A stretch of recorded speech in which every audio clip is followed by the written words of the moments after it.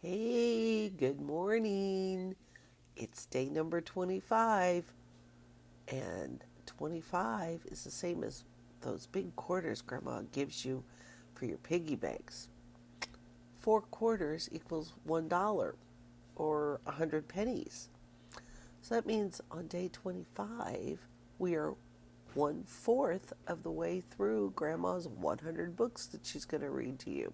It's kind of exciting. I picked out this book for this morning called The Big Snow by Berta and Elmer Hatter. It's a Caldecott winner.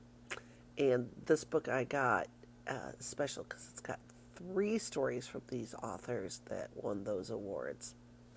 But we're only going to read one of them today. The Big Snow.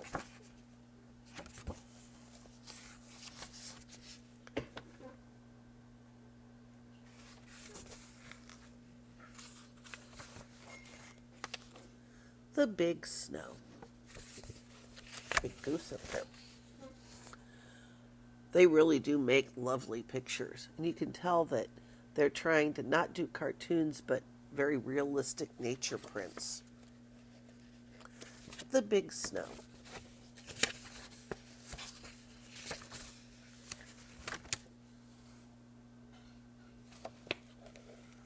Honk, honk! The wild geese were flying south. The big harvest moon had come and gone. Red and gold were the leaves on the maple and oaks, and the wind that blew down from the north was cold. Mrs. Cottontail and the littlest rabbit sat on the warm brown earth of the vegetable garden. Far below, at the foot of the hill, the broad waters of the river ebbed slowly to the ocean. They stared into the sky at the flock of wild geese.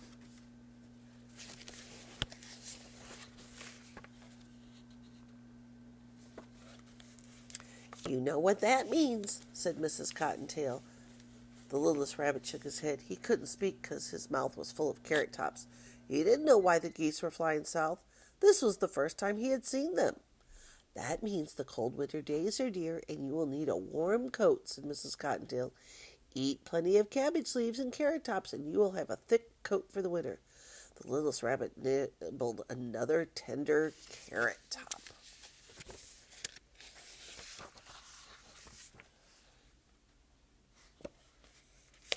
The fat little groundhog, who lived in a den just outside the garden fence, looked up at the geese overhead. He had already put on his warm fur coat. "Oh, he said, "it's nearly time for my winter nap." When the days grew short and cold, he went to bed and slept soundly until spring. This saved him the trouble of storing food for the winter. That's called hibernation. But some animals do that. Mostly mammals. Mrs. Chipmunk, with her cheek pouches full of seed, stopped for a moment beside the little stone house on the hillside.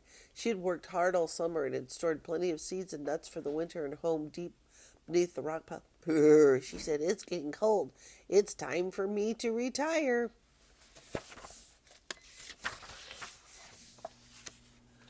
Here's the blue jay talking to the cardinals. A blue jay perched on the topmost bough of the sycamore looked at the geese flying in the sky above the river. "Well, well, it's later than I thought," and he flew to the pine tree where the cardinals were resting. "Are you going south?" he asked. "No, indeed," replied the cardinals. "We can find plenty to eat here. We like the winter."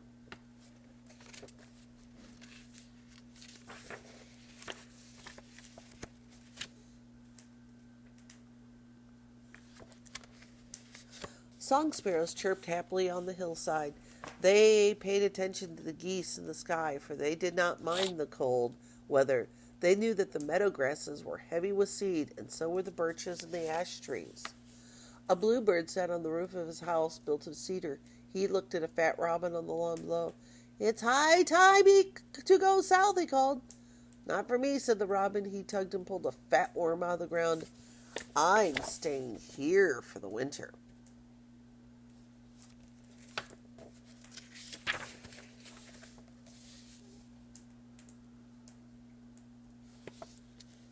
High on the hill, a brown wood rat stopped to look at the geese. "Ha ha!" he squeaked. "There they go!" And he knew cold weather was coming. He had carried seeds and nuts to the nest under a big rock. The ring-necked pheasants, roaming through the woodland, only stared at him. They never thought of leaving their home for the south. There was plenty of food for them on the hill, and they didn't mind the cold.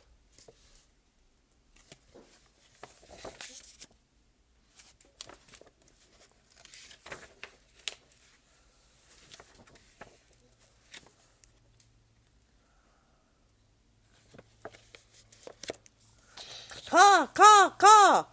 Croaked three black crows in the cornfield as the geese flew by. They knew where to find food during the long winter months. They never went south.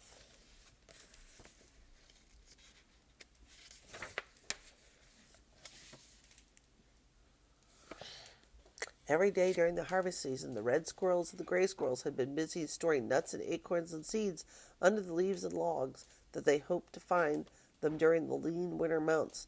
Their fur coats were thick and warm. They were ready for winter.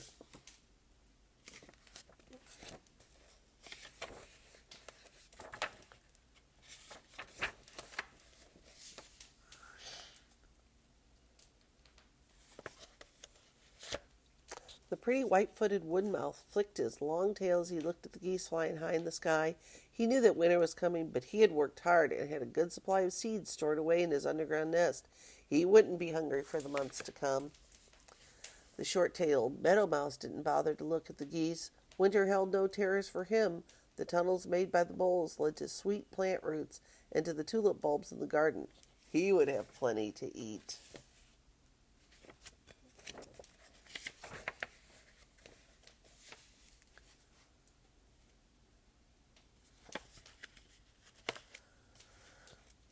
Shy white-tailed deer browsed in the woods that covered the ridge at the top of the hill. Their coats were already thick and warm.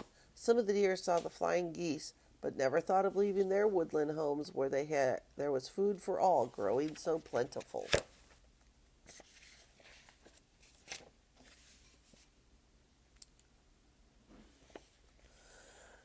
And there were hill dwellers who came out to hunt for food at night. The skunk family who lived under the woodpile didn't care which way the geese were flying. They were happy and content on the hillside. There was plenty of food to be found, if only one followed one's nose, and they could sleep through the coldest winter months in their bed of leaves and soft grasses. The raccoon followed their path through the woods. They too knew that winter was coming. When the deep snow covered the land, they would climb into their soft bed in the hollow trunk of the old willow to sleep until the cold days passed.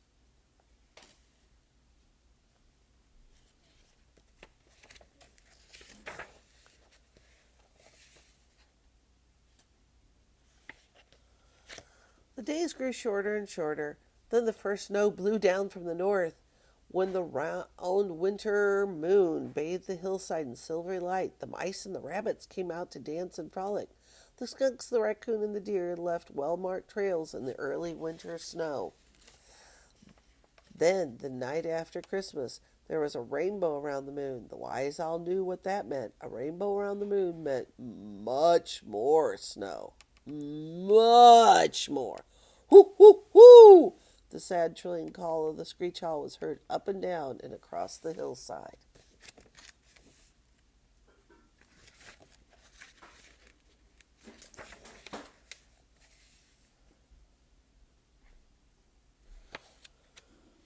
The owls were right. Soft gray clouds quickly filled up the sky and blotted out the moon. A beautiful snowflake fell through the air. Then 2 flakes floated softly to earth, followed by 3, then 4. The snow fell faster and faster and faster. Millions of snowflakes fell from the sky. It snowed all that night and all the next day. Thick snow covered the branches of all the trees.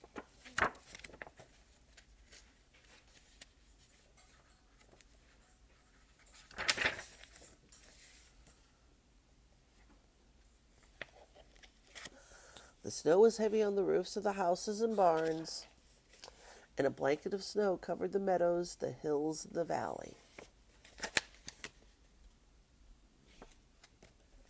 You know, there's kind of a pattern in the pictures. One picture group is blank and kind of grays. The other has color. Books used to be much more expensive to print, and it was cheaper to print black and white than color way back when. So that's why these pictures kind of alternate. They're pretty either way. The snow stopped falling on the evening of the second day. Once again, the big silvery moon rose high in the sky, and the owls winged noiselessly from the sycamore to the pine woods. Nothing else stirred in the silent, snow-covered land. Then the skunk family dug their way up from their den buried so deep under the snow. They sniffed and sniffed, but all their sharp noses smelled with snow. So they crawled back to sleep again in their soft den. The raccoons scraped the snow away from the entrance in their home in the willow.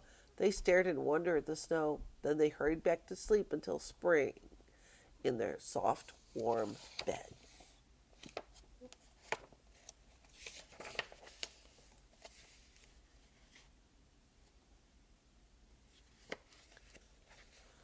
At dawn, the jays shook their feathers and left the shelter of the big spruce. The sparrows, the chickadees, the cardinals, and the lonely robin scrambled out from their shelters and flew from tree to tree, trying to find a place to perch in the heavy snow-laden branches. They looked in vain for the seed grasses in the meadow. Ice and snow covered everything, even the seeds of the birches and the ash trees. The jays and the crows took wing to hunt for food. The jays flew north in great circles, and the crows flapped slowly south.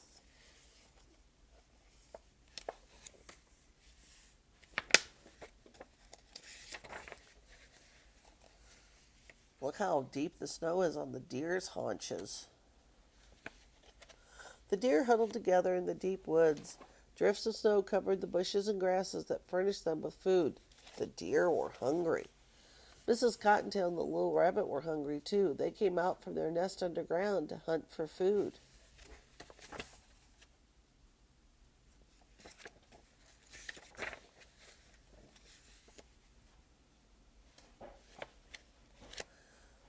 Snow, snow, nothing but snow. The birds and the animals of the hill were very hungry. Then the sun rose above the hills, clear and bright. The sharp eyes of the jays saw a little old man in a bright red cap coming out of the stone house. He slowly shoveled a path through the deep snow. He was followed by a little old woman dressed all in green. She scattered seeds and nuts and breadcrumbs to right and to left.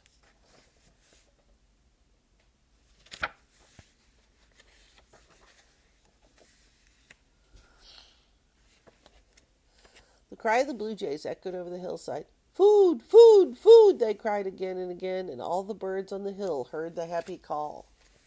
Caw, caw, caw, croaked the crows when they saw the little old woman put pans of food back of the house, and the little man dragged hay from the shed and scattered corn on the snow. Food, food, food, they called, and their cries were heard by the deer in the woodlands way up at the top of the hill. The squirrels heard them too and raced through the treetops. The snow had covered their hidden stores of nuts and acorns, and they were hungry. The skunk family and the raccoons, deep in their long winter sleep, did not hear the crow's call. In her warm burrow under the rock pile, the chipmunk opened a sleepy eye. She ate a few peanuts, then she closed her eyes again to dream of the spring days to come.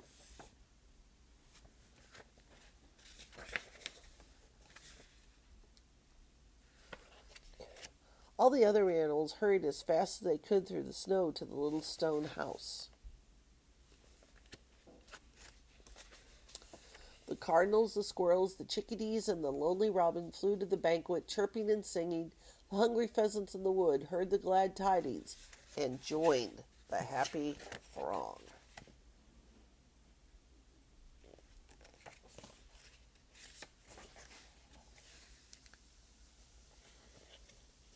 The groundhog didn't wake up until the second day in February. He pushed up through the snow and looked about. The sun was shining brightly, and there in the snow the groundhog saw his shadow. "Uh-oh, I know what that means," he said. "There will be 6 more weeks of winter," and he hurried back to his den to sleep until spring. The groundhog was right. It was a long, cold winter for the birds and animals on the hill, but the little old man and little old woman put out food for them until the warm spring came. And that was the end of the big snow. I know last year Clara made a bird feeder for some of the birds. She took a pine cone and put some peanut butter on it and rolled it in bird seed and hung it out on the tree. That's something you guys could do too. Have a good day.